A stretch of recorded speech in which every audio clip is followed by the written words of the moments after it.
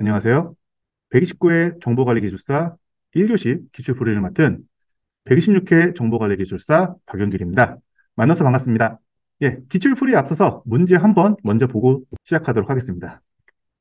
129회 1교시의 경우는 소프트웨어 공학이 5문제가 출제가 되었고, 디지털 서비스가 3문제, AI가 2문제, 네트워크가 1문제, 데이터베이스가 1문제, 알고리즘이 1문제로 보통 소프트웨어 공학과 그리고 디지털 서비스가 강세를 보인 교시였습니다. 문제를 보시면 아시겠지만 그렇게 많이 낯선 토픽들은 그렇게 많이 없어요. 단 쓰기는 굉장히 어렵다. 쓰기는 굉장히 어려웠을 것이라 생각됩니다. 또한 문제를 보면 물어보는 것이 굉장히 많습니다. 정의도 물어보고 구성도 물어보고 기대효과도 물어보고 거의 모든 문제들이 이런 식으로 물어봤기 때문에 쓰기는 굉장히 어려웠을 것입니다. 목차 잡기도 굉장히 어렵고요.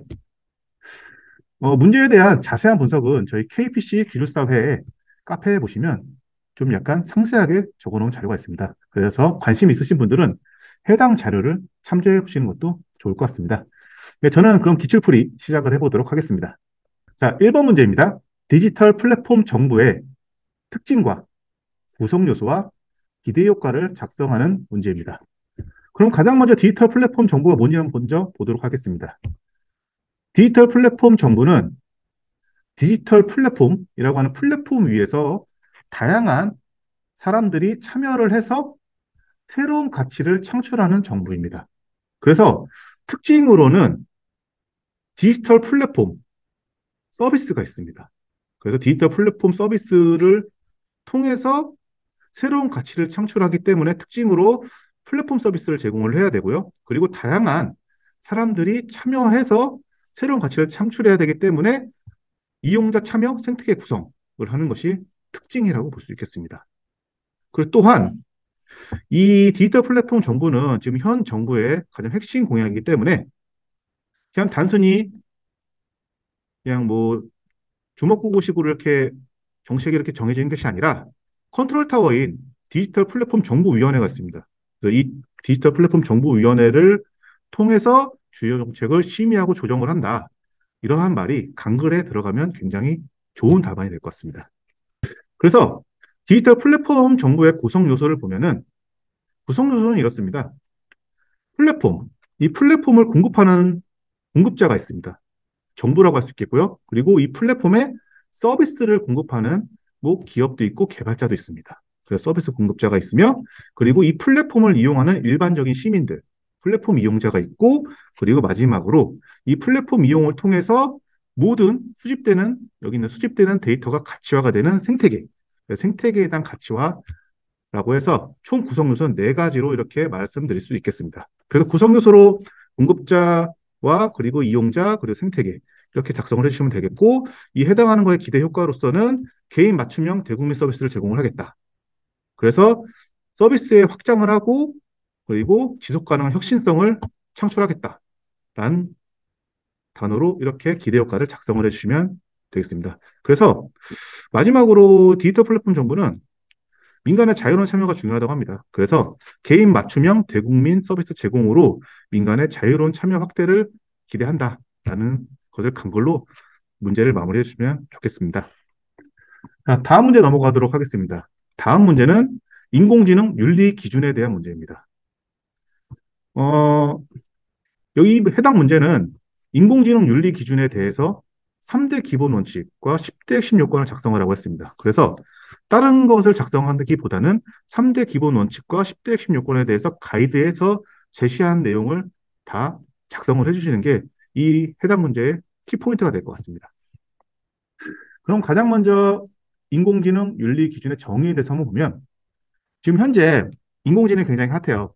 그래서 인공지능도 많이 개발도 하고 많이 활용도 하고 있습니다. 하지만 이 인공지능을 활용함에 있어서 다양한 인공지능 윤리적 이슈가 발생할 수 있습니다.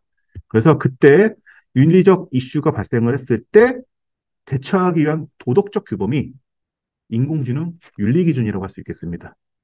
그래서 이 인공지능 윤리 기준은 3대 기본 원칙과 10대 핵심 요건이 있는데 3대 원칙으로는 인간의 존엄성, 사회의 공공성, 그리고 기술의 한목적성, 그러니까 기술은 목적에 맞게 사용이 돼야 된다. 라고 하는 기술의 한 목적성이 있으며 10대 핵심 요건으로는 인권 보장, 프라이버시 보호, 다양성 존중, 침해 금지 등 10가지의 핵심 요건으로 이루어져 있습니다. 그래서 이러한 원칙과 핵심 요건을 통해서 인공지능 윤리 기준을 향후에는 구체적인 실천 방향을 마련을 하고, 왜냐면 지금 현재 윤리 기준일 뿐이지 실천 방향이 나온 건 아니니까 실천을 할 수 있는 방향을 마련을 하고, 그리고 다양한 관계자를 통한 지속 발전을 하며 최종적으로는 사람 중심의 플랫폼으로 발전해 나가자라고 하는 계획이 있다고 합니다.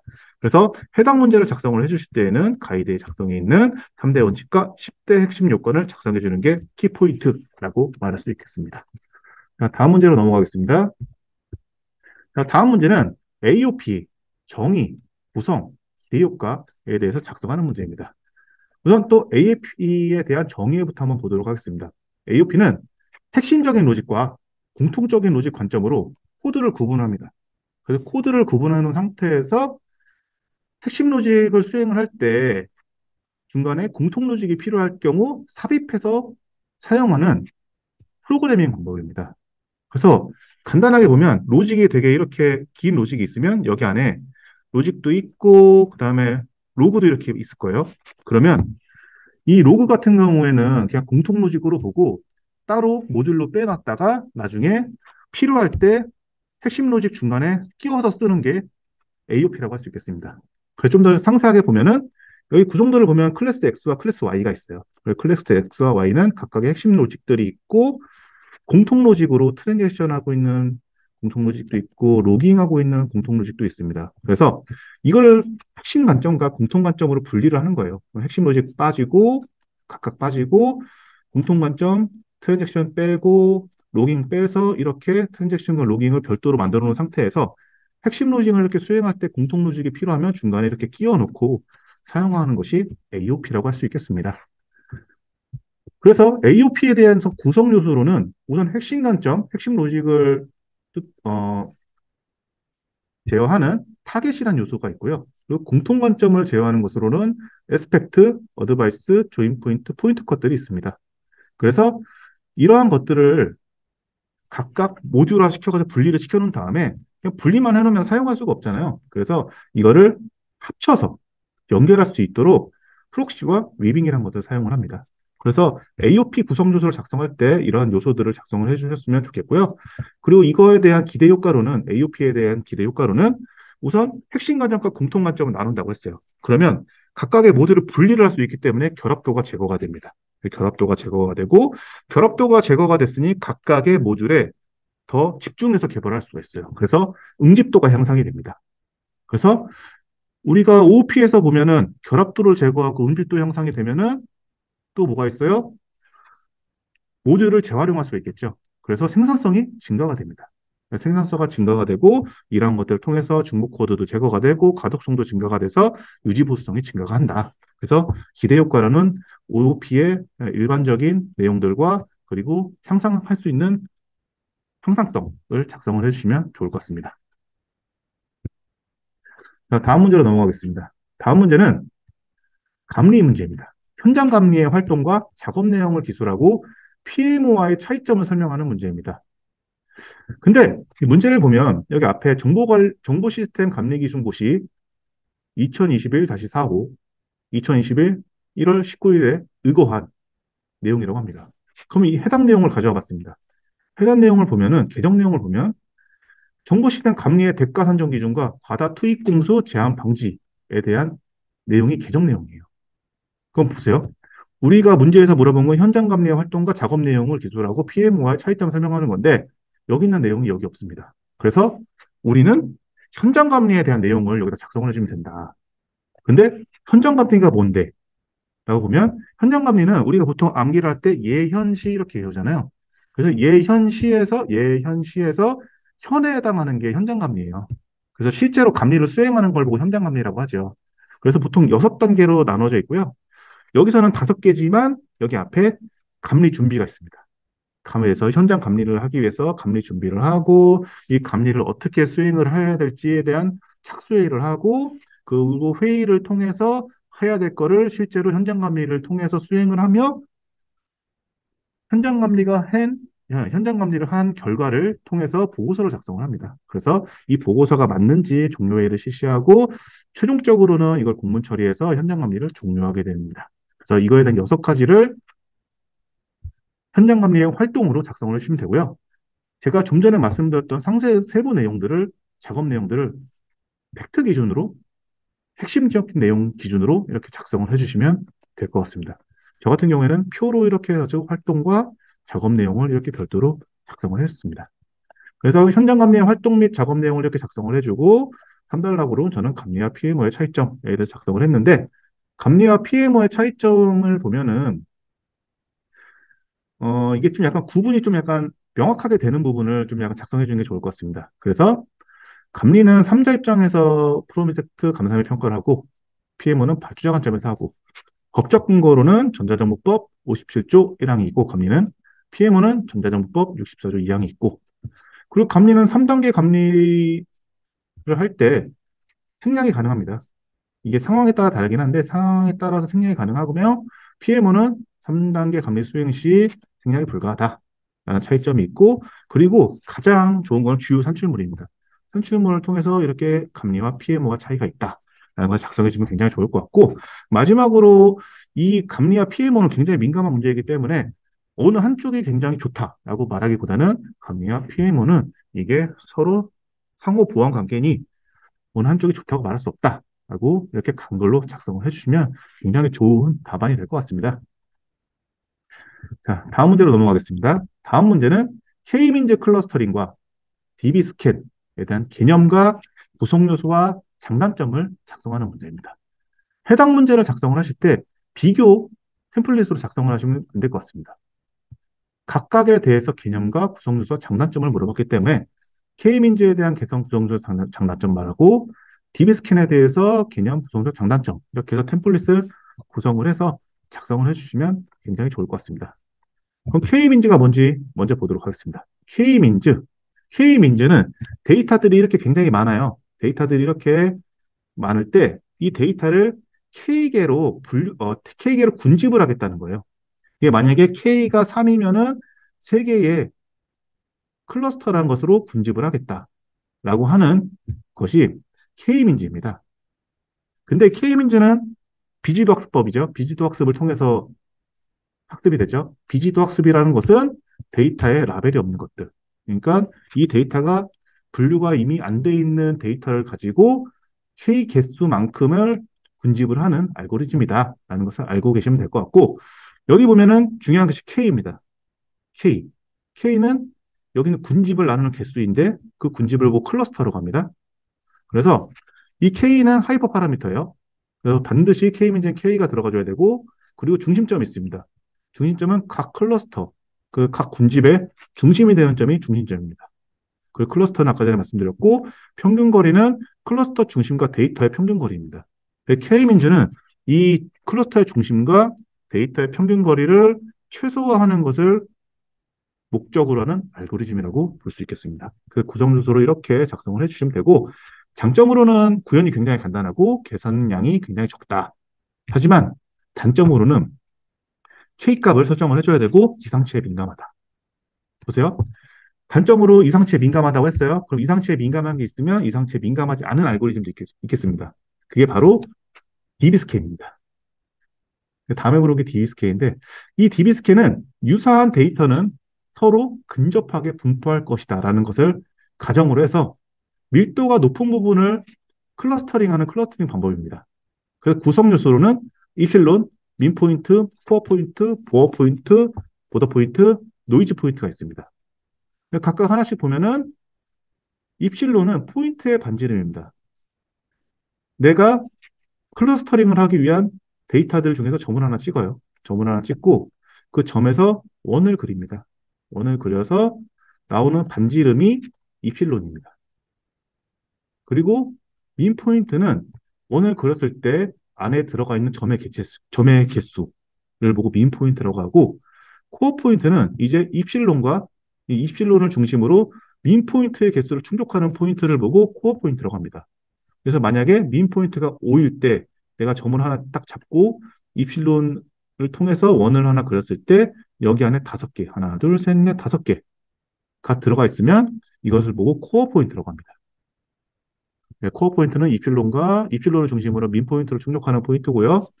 보더 포인트, 보더 포인트는 코어 포인트의 반지름 내에 이웃하고 이웃해요. 그리고 민 포인트를 충족시키지 못하는 포인트입니다. 여기 보면 보더 포인트인데 얘랑은 이웃을 했지만 안에 아무것도 없어요. 다섯 개가 있어야 되는데 다섯 개가 없기 때문에 얘는 보더 포인트입니다. 그리고 노이즈 포인트라는 게 있는데 노이즈 포인트는 코어 포인트도 아니고 보더 포인트도 아닌 것을 보고 노이즈 포인트라고 합니다. 그래서 이렇게 다섯 가지를 작성을 해주시면 되고 DB스캔의 장점으로는 이상치에 강건하다. K민지와 달리 이상치에 강건하고 단점으로는 밀도가 낮은 군집은 인식이 불가하다. 그리고 마지막으로 강글로 저 같은 경우에는 3단락을 이렇게 비교를 해주었는데 K민지 같은 경우에는 그 하이퍼 파라미터로 K를 결정하는 것이 굉장히 어렵다면 DB스캔은 하이퍼 파라미터 이필론과 민 포인트를 결정하기 위한 고려가 필요하다라는 방식으로 비교를 한 것으로 마무리 강글로 작성을 해보았습니다. 자, 다음 문제 한번 넘어가도록 하겠습니다. 다음 문제는 데이터베이스 트랜잭션의 특징입니다. 데이터베이스 트랜잭션이 뭔지 한번 먼저 보도록 하겠습니다.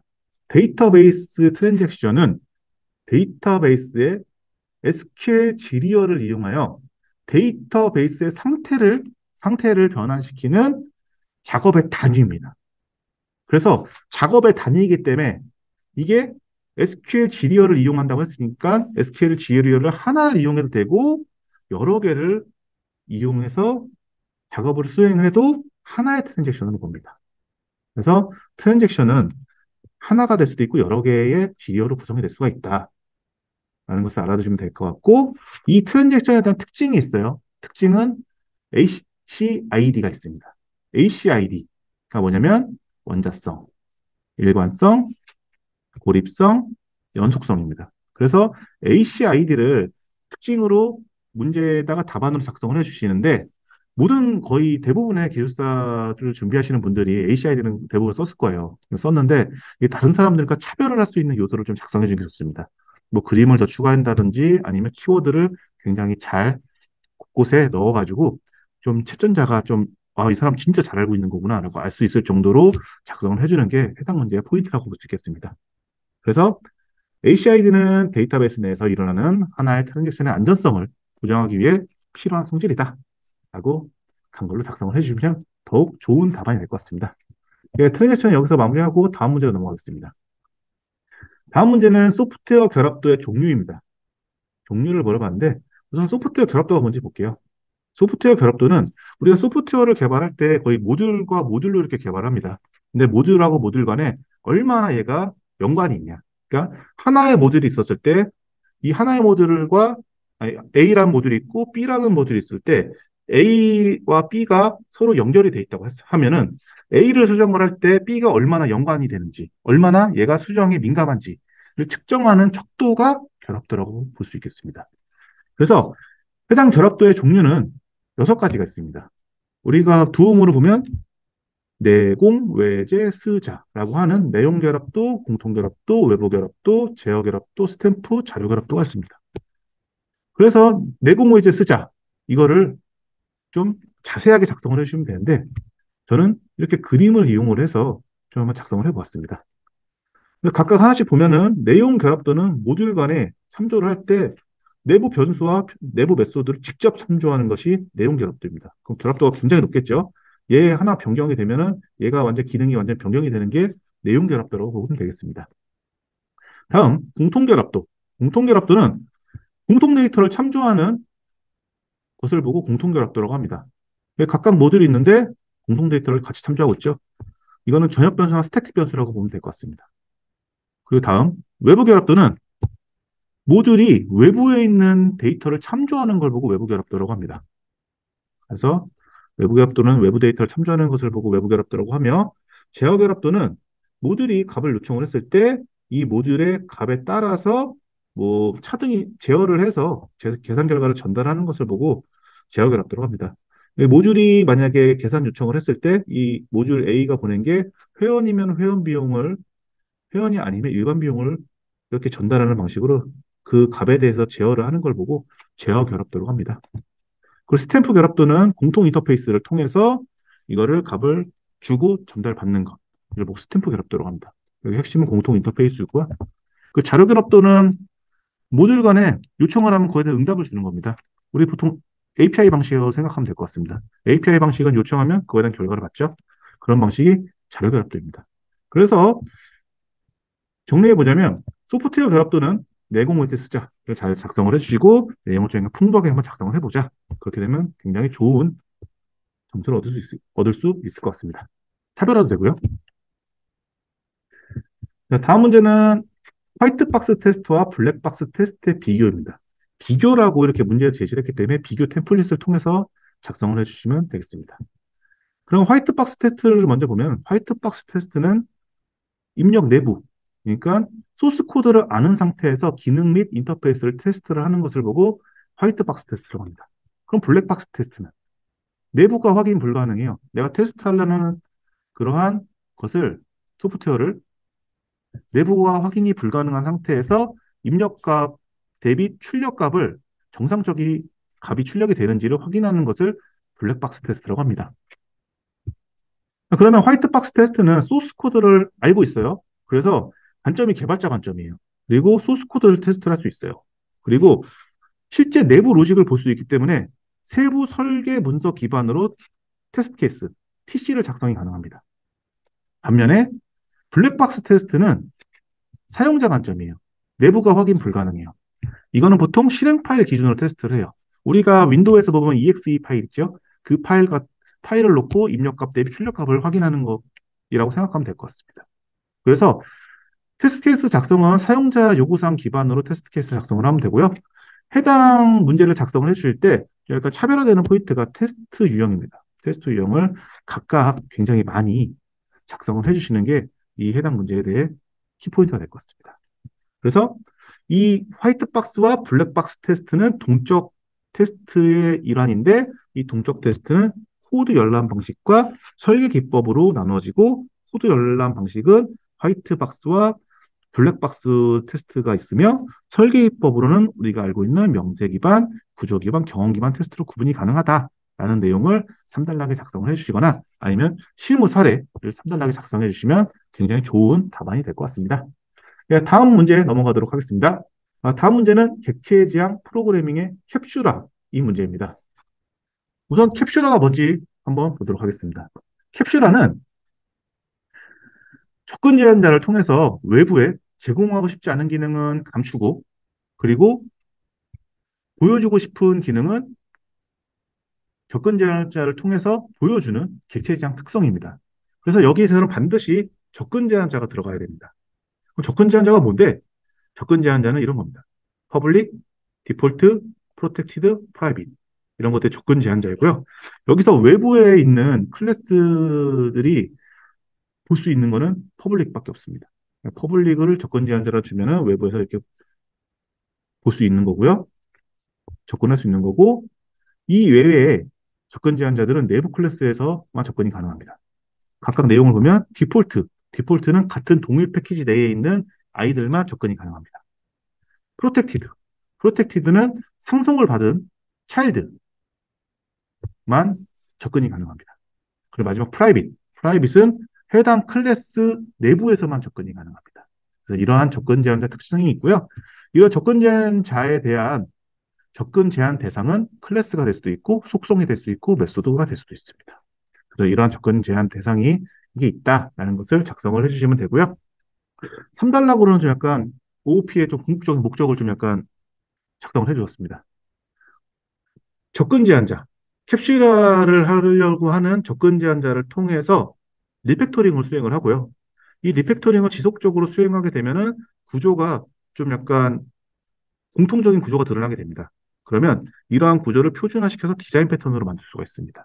그래서 이런 것을 통해서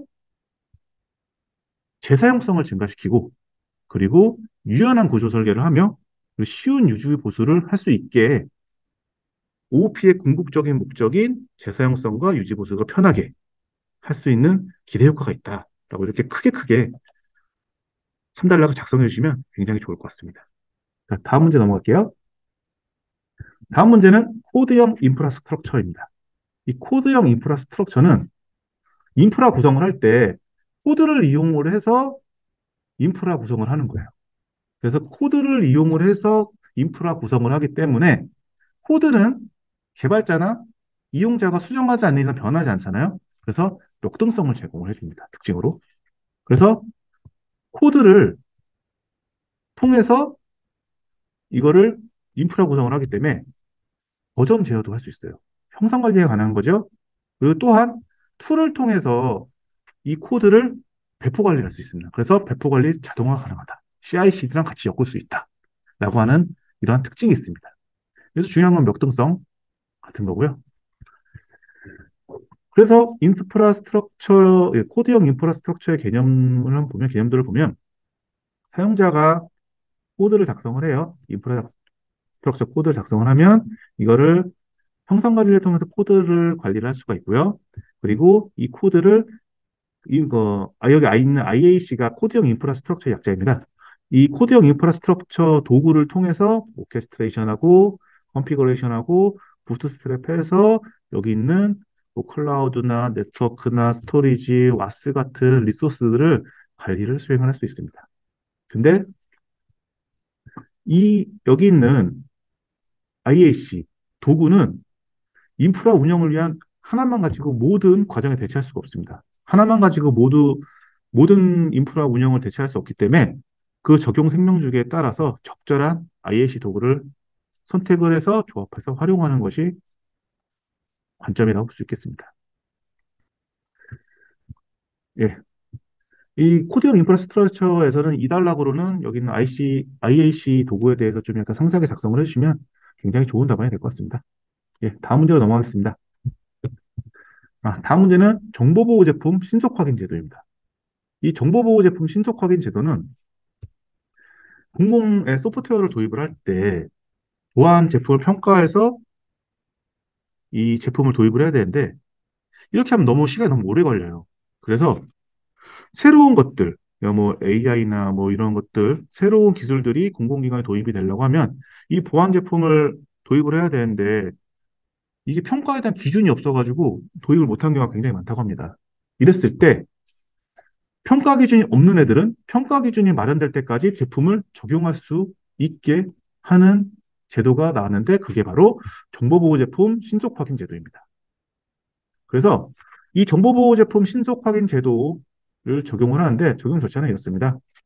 신속 확인 대상을 검토를 하고 그 신속 확인을 해요. 그리고 사후 관리를 하는 이러한 절차로 이 신속 확인 제도를 적용을 하는데 좀 내용을 좀 세부적으로 보면은 신속 확인 대상 검토를 먼저 수행을 한다고 합니다. 신속 확인 대상 검토를 수행을 할 때 기존 제도를 가지고 이게 적용이 되냐, 평가를 할 수가 있냐라는 것을 먼저 검토를 하고 이게 만약 안 된다 하면은 취약점 점검과 보안 약점 진단과 기능 점검을 제3자 기관을 통해서 신속 확인 준비를 합니다. 이거를 진단을 먼저 3자 기관을 통해서 하고 난 상태에서요. 그 이후 신속 확인을 하는데 신속 확인을 신청하고 위원회의 심의를 받으면 신속 확인서가 발급이 되는데 이 신속 확인서 발급은 유효기간이 2년이라고 합니다. 그리고 마지막으로 사후 관리를 하는데 이 해당 제품이 중간에 변경되거나 했을 때 변경 승인이나 유효기간 연장을 할 수가 있고요. 그리고 만약에 내가 이 신속 확인 제도를 사용하고 있다가 갑자기 기존 제도의 기준이 마련이 됐다 하면은 유효기간이 만료하면 신속 확인이 종료가 되고 종료된 제품은 다시 기존 제도를 통해서 다시 이 평가를 받으면 되는 겁니다. 그래서 이렇게 적용자 3단계로 이렇게 이루어져 있고요. 그리고 정보보호제품 신속 확인 도입 요건은 세 가지로 나눠진다고 합니다. 그래서 신속 확인 도입 기준을 차등화해서 세 가지로 나뉘는데 그 세 가지는 가나다 그룹으로 나눠집니다. 그래서 가그룹은 국가정보원의 보안성, 적합성 검증을 받으면 도입이 가능하고 나그룹은 그 제품부 도입할 때 보안 기능 확인서와 국내외 CC 인증서, 성능 평가 결과 확인서, 신속 확인서 등 네 가지 사전 요건 중 하나만 만족할 경우 보안 적합성 검증을 생략이 가능하다고 합니다. 그 다그룹은 가와 나그룹이 아닌 제품들 중에서 자체 판단으로 자율 지정이 가능한 그룹입니다.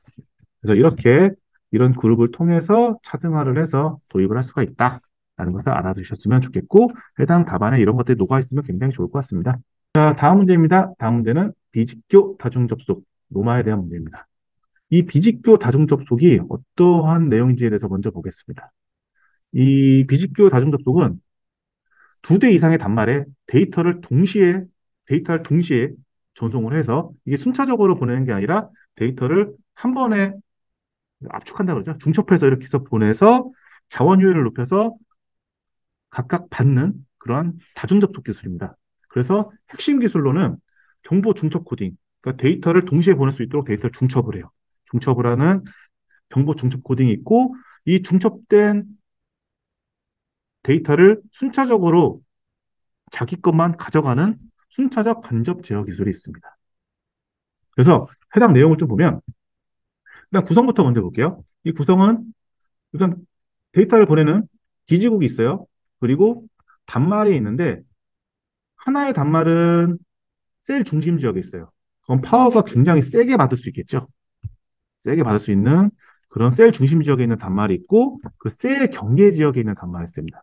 셀 경계 지역에 있기 때문에 굉장히 파워가 약하게 전달이 되겠죠. 그래서 이런 특성을 이용을 해서 데이터를 주고받는 겁니다. 그래서 한번 볼게요. 기지국에서 이러한 데이터를 보내요. 데이터를 정보 중첩 코딩을 통해서 UE1과 UE2를 이렇게 보냅니다. 이거를 동시에 브로드캐스트 하듯이 이렇게 쫙 보내는 거예요. 그럼 보내게 되면 셀 중심 지역에 있는 단말은 굉장히 세게 신호가 들어오기 때문에 여기서 받은 데이터 중에서 파워가 센 것을 제거를 해서 자기의 신호를 복호합니다. 반대로 셀 경계 지역에 있는 아이는 받은 데이터가 셀 경계에 있기 때문에 굉장히 파워가 약하게 들어올 거예요. 그래서 희미해진 데이터를 먼저 버리고 그중에서 센 데이터를 복호화해서 자기의 데이터로 사용을 합니다. 그래서 이런 식으로 데이터를 보내고 받아서 사용을 하는 것이 노마라고 할 수 있겠습니다. 그래서 정리를 해보면 셀 중심 지역의 단말에는 작은 전력을 할당을 해요. 작은 전력을 할당하고 셀 경계 지역의 단말에는 이렇게 높은 전력을 할당을 해요.